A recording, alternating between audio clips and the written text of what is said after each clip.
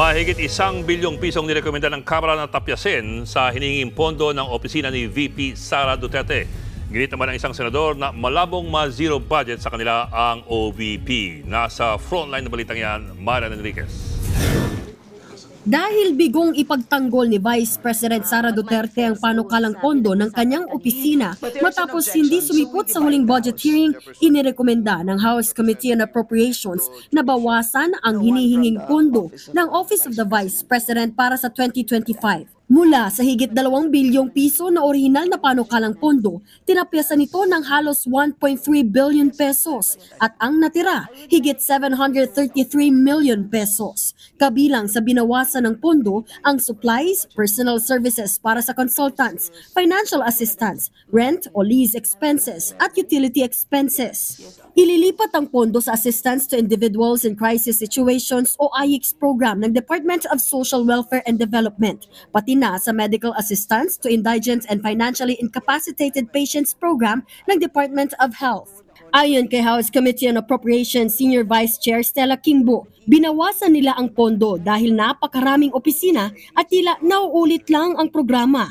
Mababa rin naman daw ang utilization rate o maraming natirang pondo mula sa social programs ng OVP at nagkaproblema pa sa pagpapatupad ng mga ito. Napakaraming social programs na ini-implement, tila redundant. It doesn't mean na mababawasan ang kanyang pagtulong, ang pagtulong ng OVP. Ang sinasabi lang po natin is ililipat lang natin doon sa mga ahensya na yan at pwede nang kunin ng OVP ang allocation nila doon mismo sa DSWD at DOH, katulad po ng ginagawa ng Congress at ng Senate. Sa pagtapya sa proposed budget, isa sa mga maapektuhan ang nasa 10 satellite offices at 2 extension offices ng OVP kung saan umaabot sa 53 million pesos ang kanilang alokasyon sa gastos sa upa. Minabuti po naming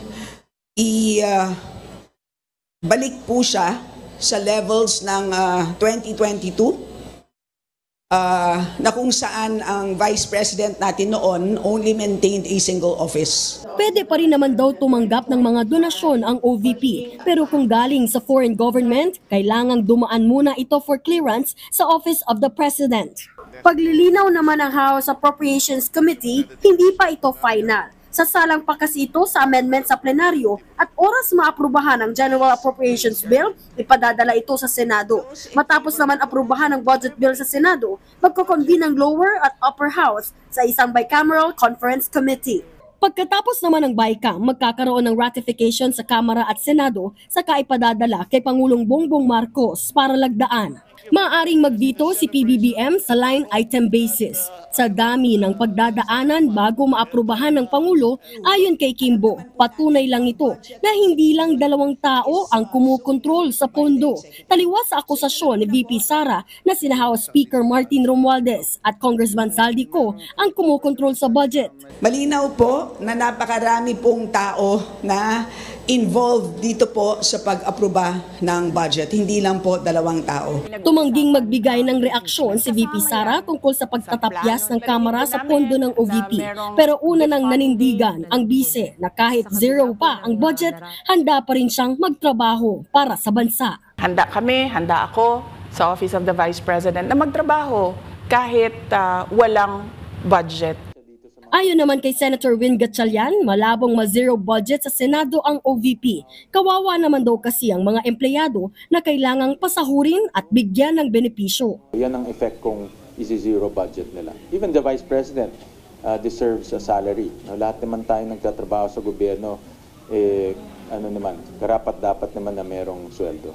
Ayon naman kay Senate President Cheese Escudero, ongoing pa ang budget process. Ayaw niya raw pangunahan ang Kamara at Senado. Pero may kapangyarihan naman daw talaga ang Kamara na gawing zero budget ang OVP. Pero hindi pa raw ito nangyayari sa kasaysayan. Hangad daw ni Escudero na magkaayos na ang Kamara at si VP Sara. Nagbabalita mula sa Frontline, Marian Enriquez, News 5. Mga kapatid, Ed Lingaw po, maging maalam at may pakialam sa mga napapanahong balita sa ating bansa. Para sa mas malalimang pagtalakay at paghimay sa mga issue at headlines, tumutok lamang at pag-subscribe sa social media pages ng News 5.